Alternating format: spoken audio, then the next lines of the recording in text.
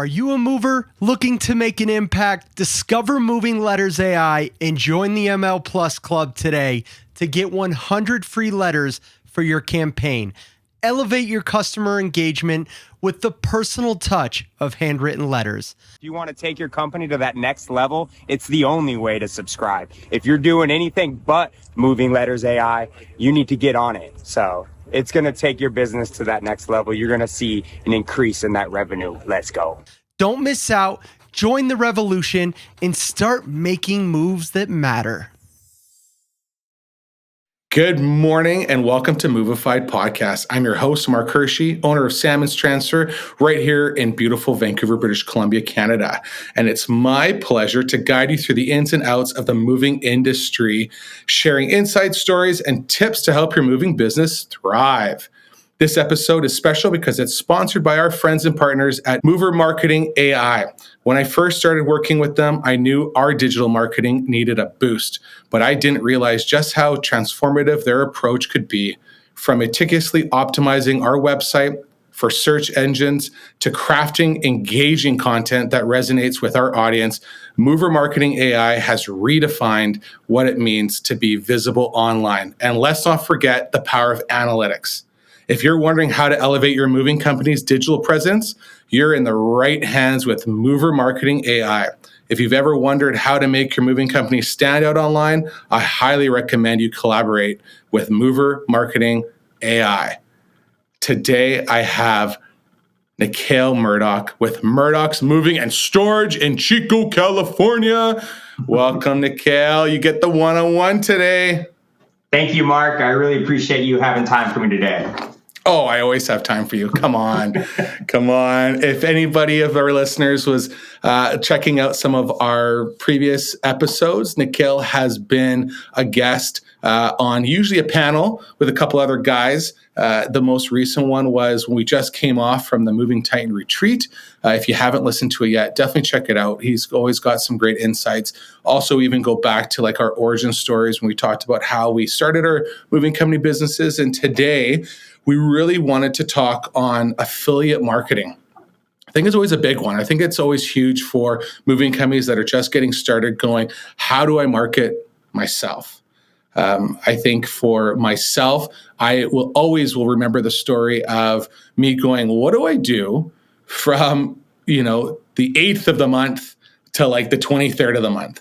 And how do I fill in these, time periods where people aren't exactly moving all the time? Their leases aren't up or they haven't closed on their house. And I remember years ago, one of my guys I went to and I said, what are you seeing out there? Like, how can we build this brand? And they said, we see these companies coming in with this furniture that looks so pretty. It's not the customer's stuff, but they're coming in to stage it for the realtors to take all the photos and for the open houses. And that's when like stagers were becoming huge in the Vancouver area. And so we jumped on that. We really wanted to have that type of relationship and pass,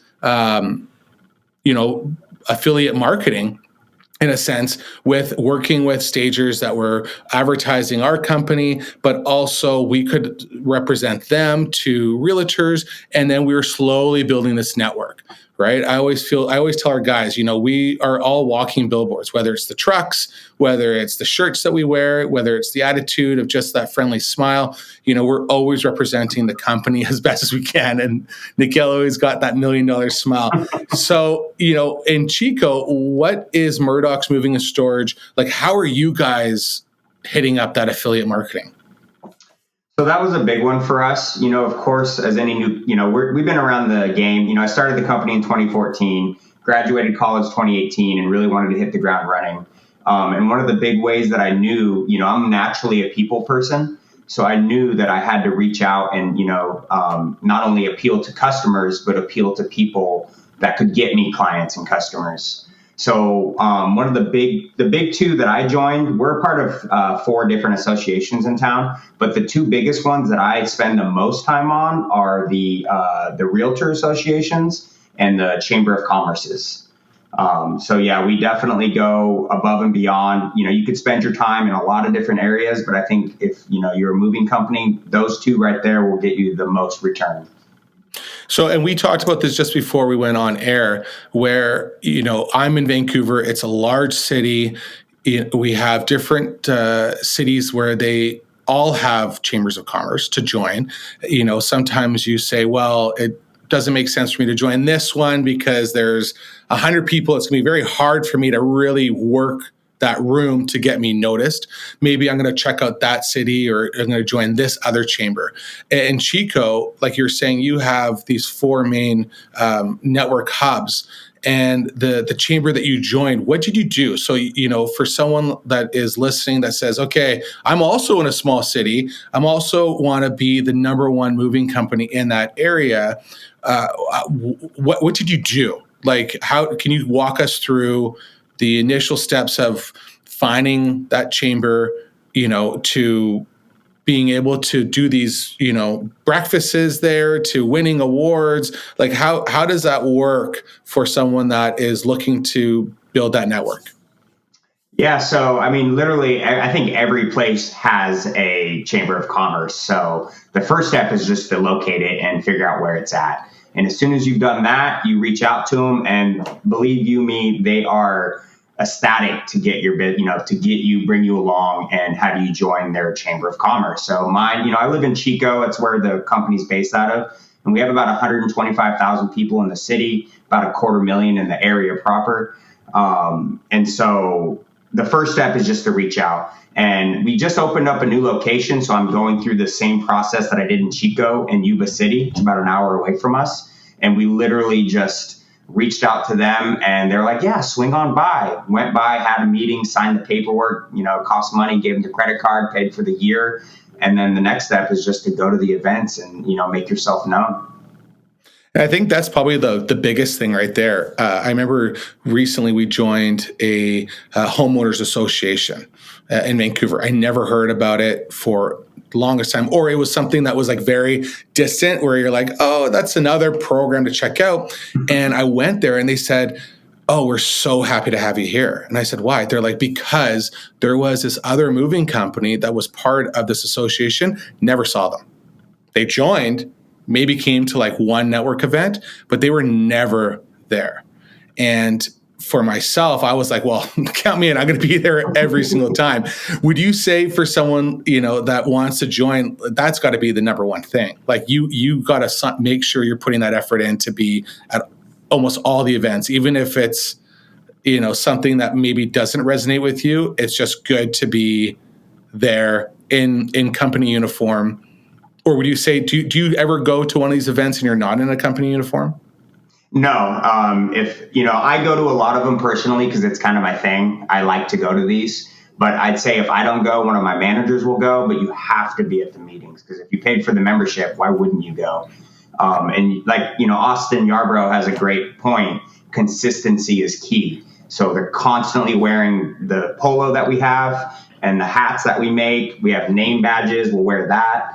And I think, people start to, relate, okay, green box, black shirt, that's Murdoch's, without even really knowing who I am, they know what I do and what we represent. So it's key. Now, I'm Nikhil. I'm going to these events where I'm sending a manager. I know for yourself and even for myself, when I'm there, I am full of business cards. I'm, passing them out, or I got my scan card. I'm like, here's my business information. Give me your information. Let's set up some back and forth conversations. Let's go out for coffee. Let's go out for lunch. Let's set this up. But for other guys that say, I'm busy, I just want to send my manager, or I want to send my salesperson. Are you giving them any type of target?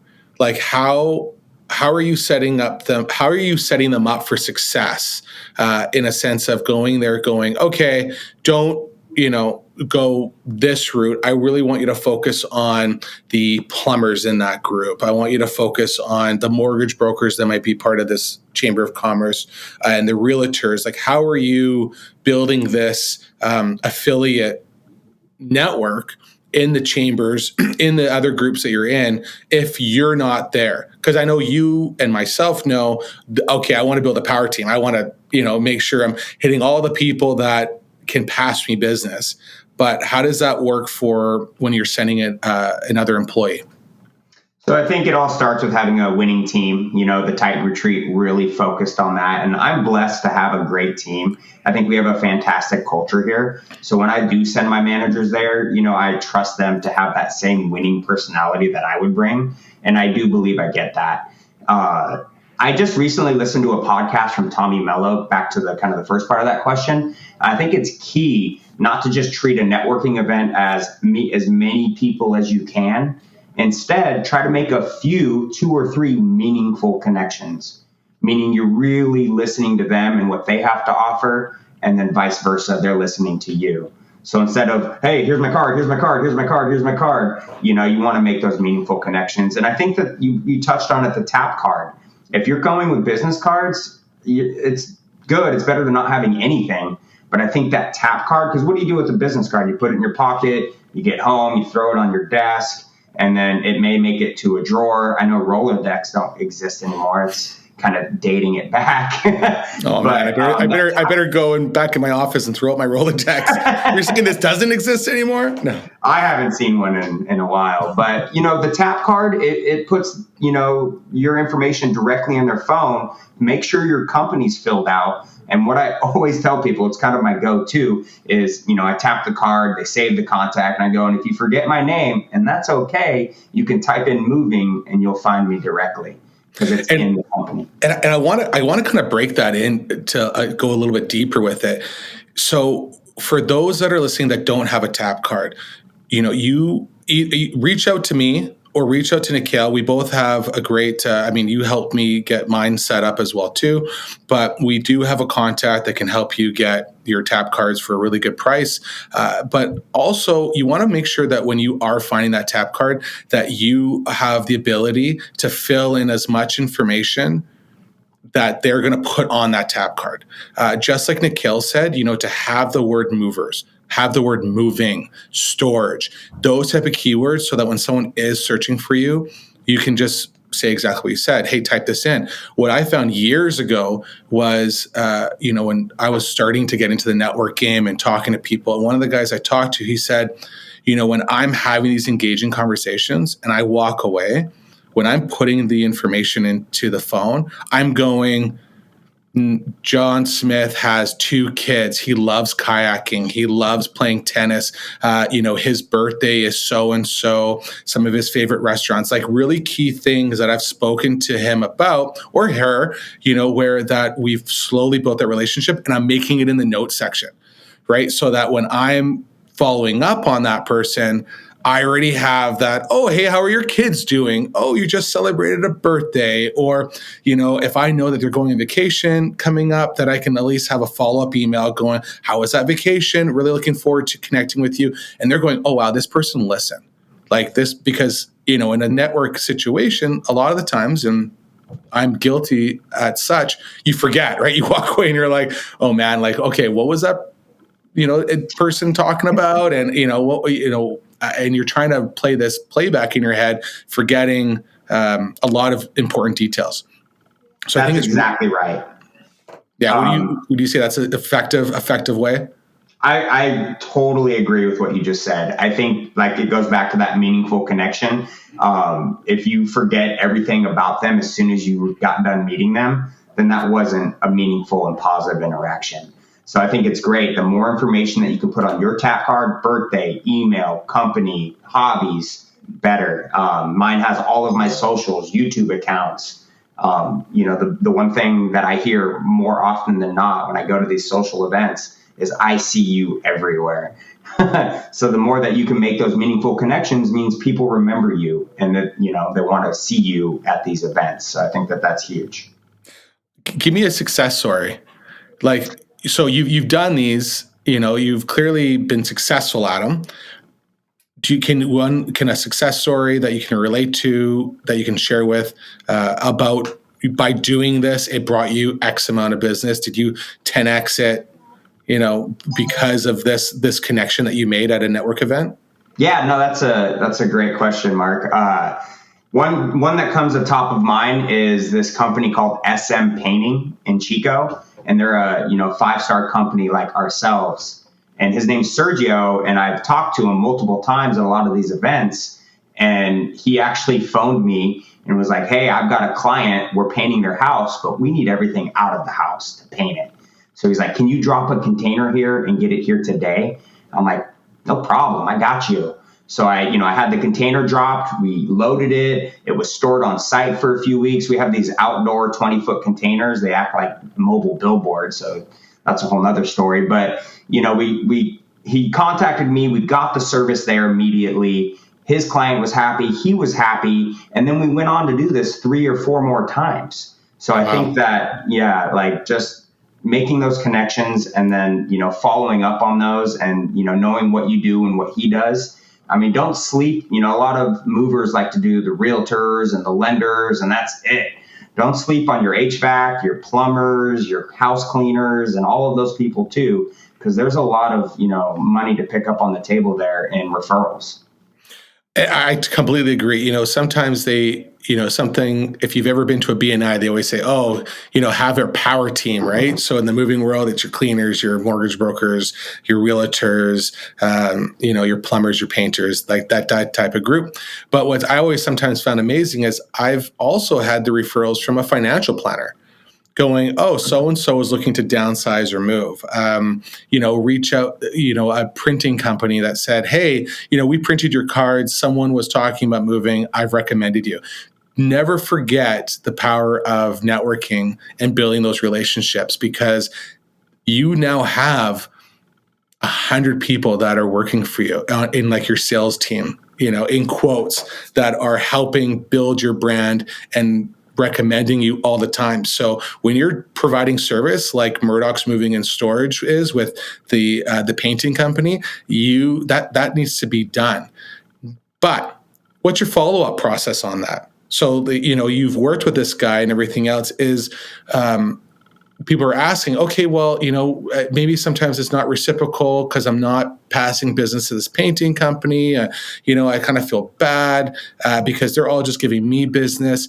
Are you looking at trying to have some type of reward system or an affiliate program so that you're keeping track of these guys and saying, oh, great, here's like a gift basket, here's a gift card, here's something for all the business you're giving me? Like, how are you working it so that the sales team, in quotes, it feels appreciated?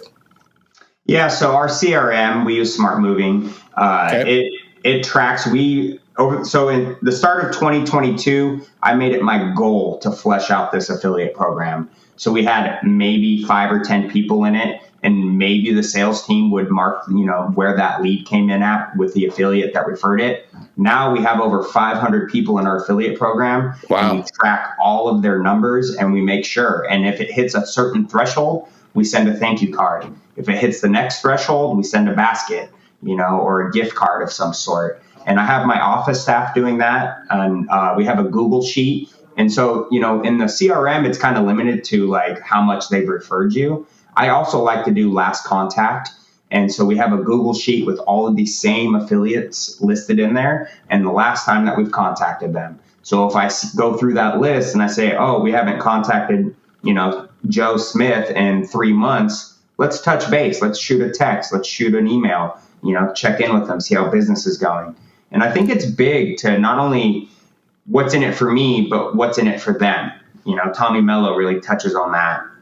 And I think it's important, if you want to get that back and forth with affiliates, you also need to have their best interests in mind as well. 100%. I totally agree. Now, in the situation that I've had where I've talked to lots of realtors and I said, why aren't you recommending more moving companies? They always go, we've had that bad experience. Sometimes, in these kind of networking groups, you don't want to pass and share business because you're like, I kind of maybe want to, not recommend you. Have you had situations where, you have this kind of network and affiliate set up with other companies and you've hesitated on recommending them? Or like, have you just said, you know what, like maybe this kind of relationship is not going to work? Like, how are you filtering that type of network? Are you just building them all up? Because you said, like, I got like 500, like we're just building it all up. But are some of them just you've had a bad experience with and said, I can't recommend you anymore?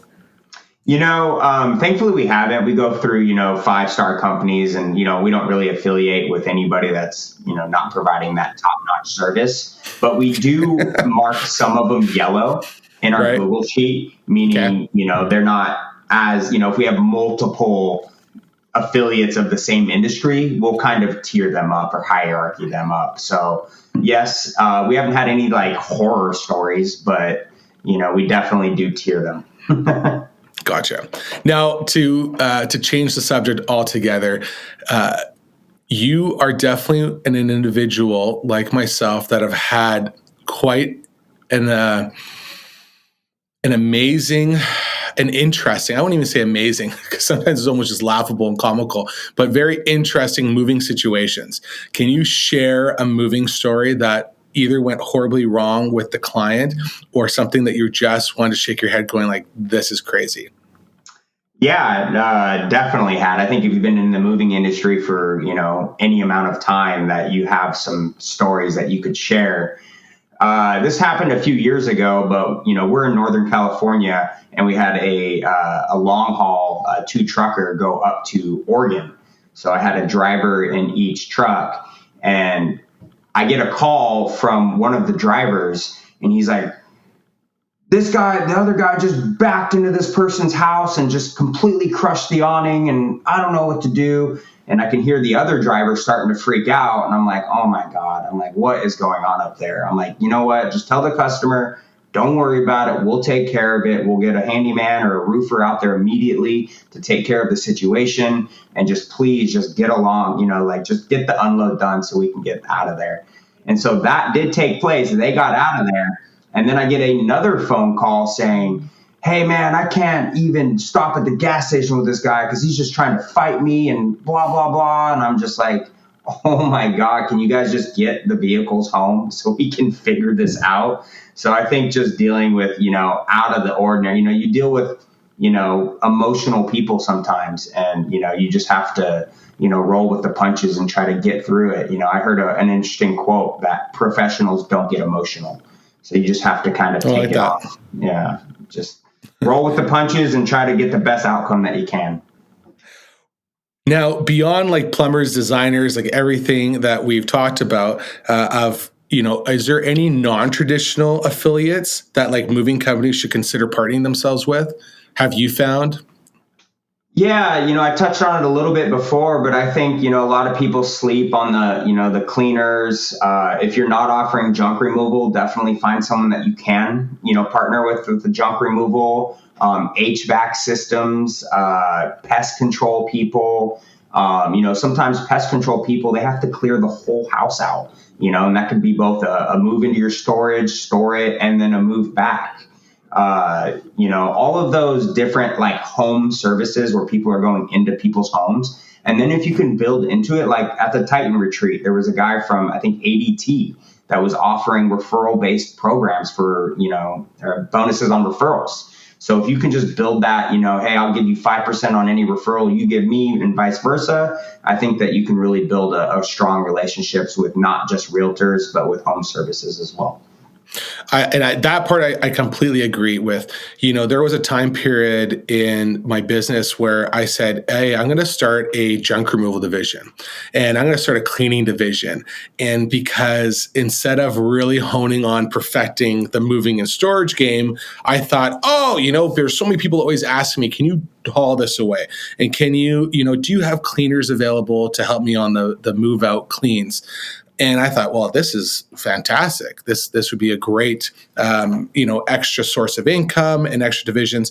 And you forget to realize that you are creating 2 more businesses. You're not creating like a separate entity. There's a whole bunch of different legalities that go into having now a junk removal truck. Like, what are you going to use? Are you going to be scaling it? What kind of, are you using a dump truck? Are you just going to use an older moving truck to do that? What kind of guys are you going to use for that? Is there a pay rate different than your regular moving guys? Because you're like, oh, we're not busy that day. Go do the junk removal, but you're going to get paid $5 an hour less because there's not that much money in it, or vice versa, right? And they're like, I don't want to do this. I'm hauling someone's hoard garbage all the time. And that's not what I signed up for, as opposed to even having cleaners, right? And then how often are you providing cleaning services to keep them employed if you're only doing that at month end, right? And the last thing I know is guys, especially in the moving industry, that want to turn around and clean someone's toilets in their homes. I think they're, that's it's not going to happen, right? Like it's an upward battle. So I pivoted, I changed, and I changed that model that we just were talking about to look at who is in my area, what companies do I respect to affiliate myself with, and then reach out to them. And everybody should be doing this in your area, because when we can offer and I almost call it like a concierge type of service, where it's a full white glove service that I can go to a client, or, my sales staff can go into their home and say, we can actually provide you with your packing, your moving, but we also can haul your junk away. We use X, Y, and Z company. We can also provide you cleaners that could come in. If we're packing you out at 9 a.m., I always say we could have some cleaners coming in at 11 a.m. And by the time we're finished unloading, your home is already clean at the end of the day.